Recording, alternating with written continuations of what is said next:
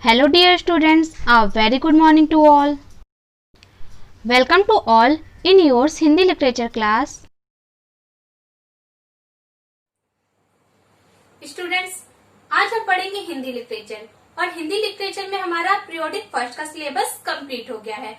आज हम term first के सिलेबस को स्टार्ट करेंगे, लेकिन टर्म फर्स्ट के सिलेबस को स्टार्ट करने से पहले आइए हम टर्म फर्स्ट के सिलेबस को जानते हैं कि हमारे टर्म फर्स्ट में कौन कौन से चैप्टर आएंगे।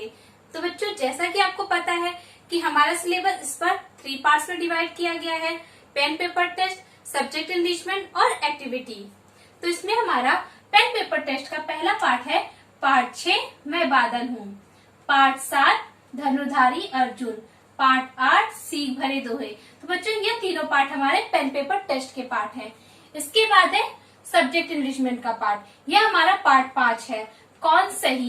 पार्ट का नाम क्या है हमारा, कौन सही। इसके बाद पार्ट 11 सूरज क्या सिखलाता है, यह हमारा एक्टिविटी का पार्ट है। तो बच्चों, यह था हमारा टर्म फर्स्ट का सिलेबस। बच्चों, आपको पता ही है कि हमारे टर्म फर्स्ट में पीरियोडिक फर्स्ट का सिलेबस भी इंक्लूड होता है, यानी हमें पीरियोडिक फर्स्ट भी पढ़ना है और टर्म फर्स्ट भी पढ़ना है। आपको पीरियोडिक फर्स्ट के सभी पार्ट अच्छे से याद होने चाहिए और इसके साथ में आपको टर्म फर्स्ट के भी पार्ट अच्छे से लर्न होने चाहिए। स्टूडेंट्स, आज हम पढ़ेंगे हिंदी लिटरेचर का नया पार्ट 6 मैं बादल हूँ। तो बच्चों, यह बादल की आत्मकथा है। इसमें बादल अपने बारे में बताता है कि वह कैसे बनता है, उसके माता पिता कौन है, उसका रूप रंग कैसा है और वह क्या कार्य करता है। तो आइए अब हम इसकी आत्मकथा को पढ़ते हैं। मेरी आत्मकथा ध्यान पूर्वक सुनो। आओ, सबसे पहले मैं तुम्हें अपना परिचय दूं। मैं सांवले और चिकने शरीर वाला हूँ। मैं कई बार अपना रूप रंग बदलता हूँ।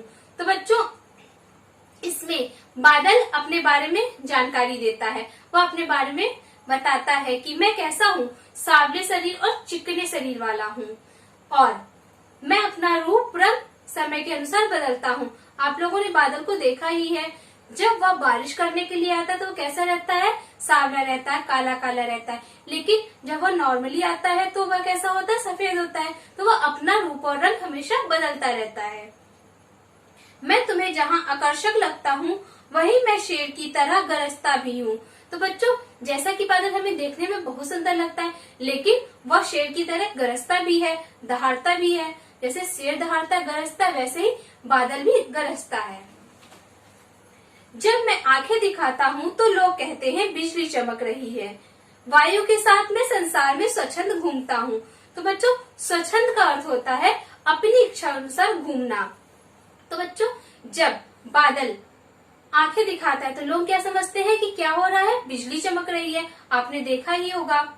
बच्चों, क्या तुम मुझे पहचान गए? तो बच्चों, इसने जैसे अपने बारे में बताया, उससे आपको पता ही चल गया होगा कि हम किसकी बात कर रहे हैं, बादल की। मैं हूँ बादल। वैसे लोग मुझे मेघ, घन, जलधर, नीरद आदि अन्य नामों से भी पुकारते हैं। मुझे अपने सभी नाम अच्छे लगते हैं। मैं जहाँ भी जाता हूँ मेरा स्वागत होता है। तो बच्चों, आप लोगों को पता ही है कि बादल को हम क्या क्या कहते हैं।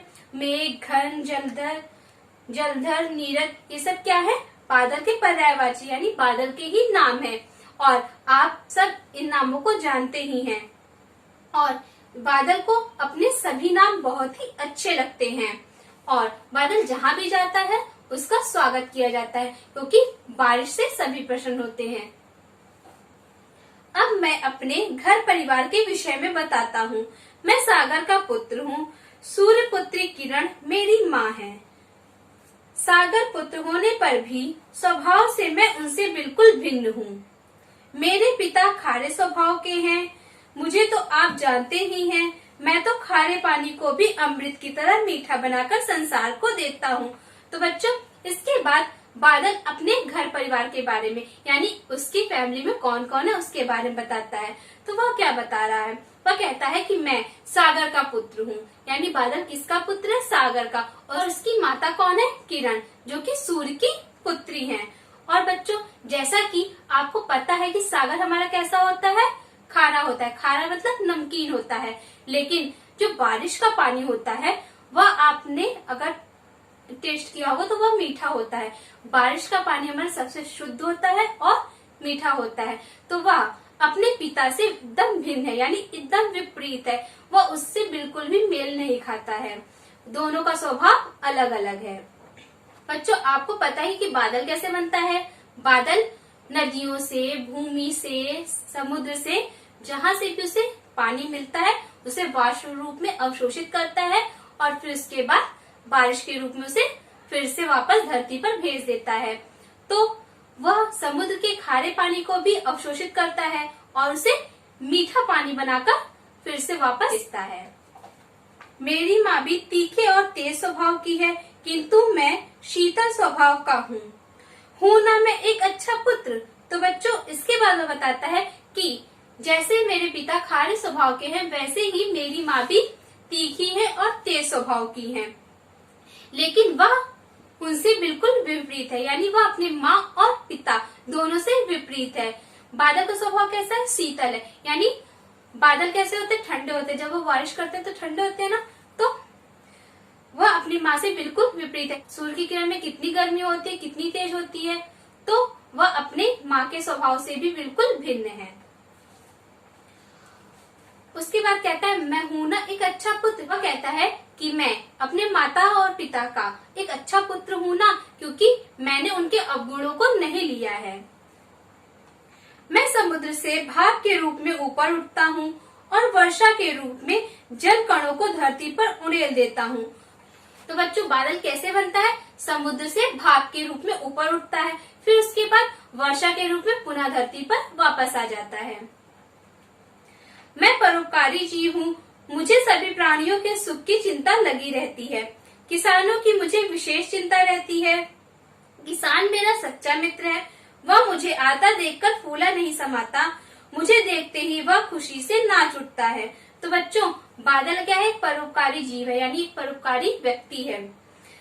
उसे सभी प्राणियों के सुख की चिंता रहती है, यानी इस पृथ्वी पर जितने भी प्राणी हैं उन सभी के सुख की कामना वह करता है। और वह किसानों का सच्चा मित्र है, क्योंकि जब बारिश होती है तो किसान बहुत खुश हो जाते हैं, उनकी फसलों को जल मिलता है, जिससे उनकी फसल और अच्छी हो जाती है।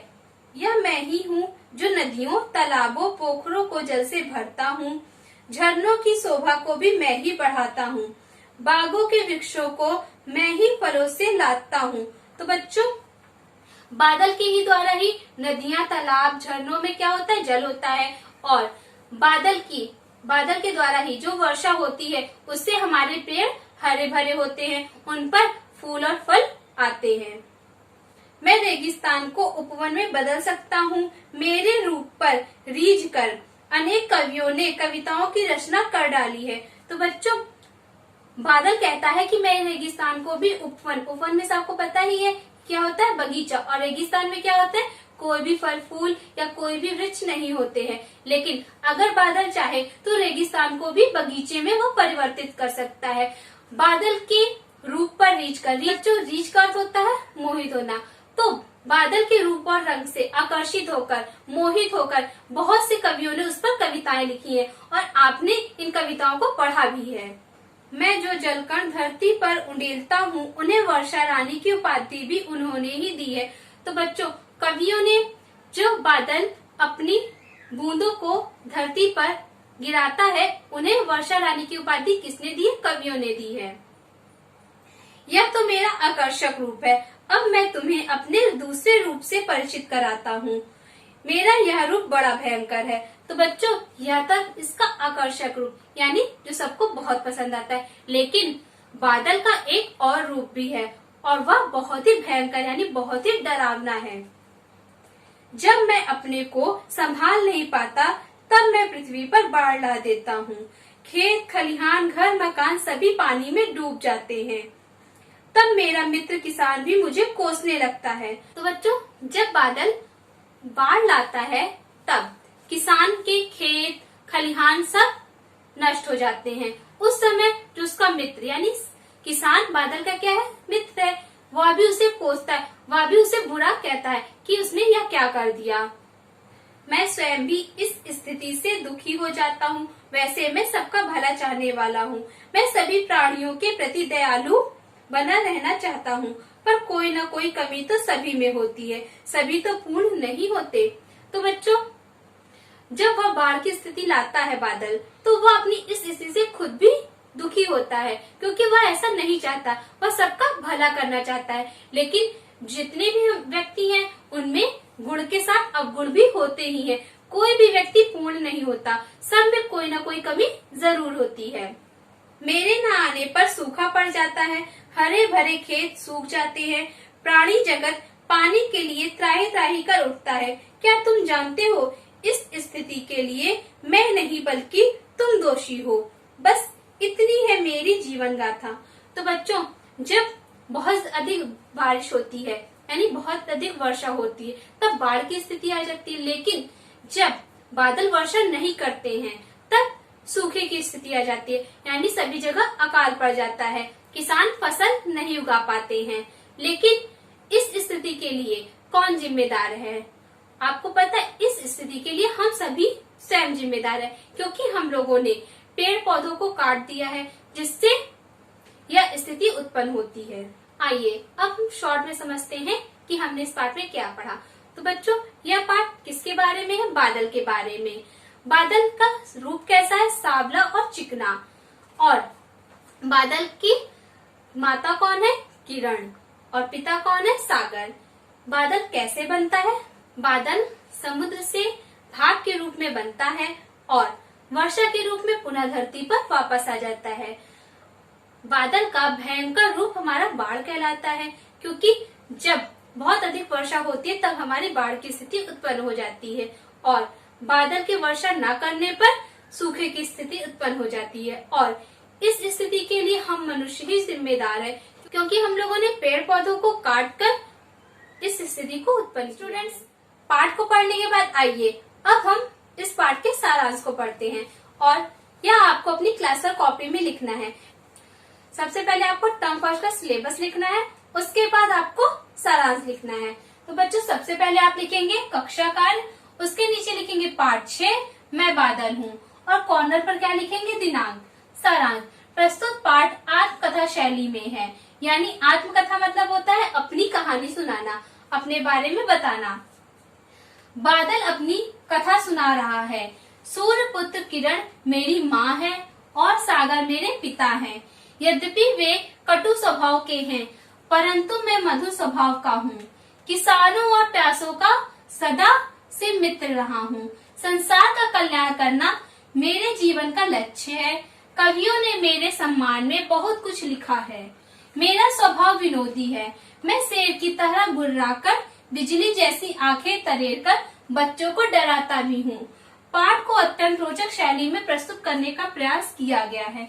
तो बच्चों, इस पाठ में किसकी आत्मकथा है? बादल की। और बादल की माँ कौन है? किरण। पिता सागर हैं, और सागर कैसे स्वभाव का? कटु, यानी कड़वे खारे स्वभाव के हैं, लेकिन वह अपने माता और पिता दोनों से भिन्न है। वह किसानों और प्यासों का सदा मित्र रहा है, यानी किसान और जो व्यक्ति प्यासे रहते उनके लिए वह हमेशा मित्र रहा है। संसार का कल्याण करना मेरे जीवन का लक्ष्य है, और बादल का लक्ष्य क्या है? कि सभी व्यक्तियों का कल्याण करना।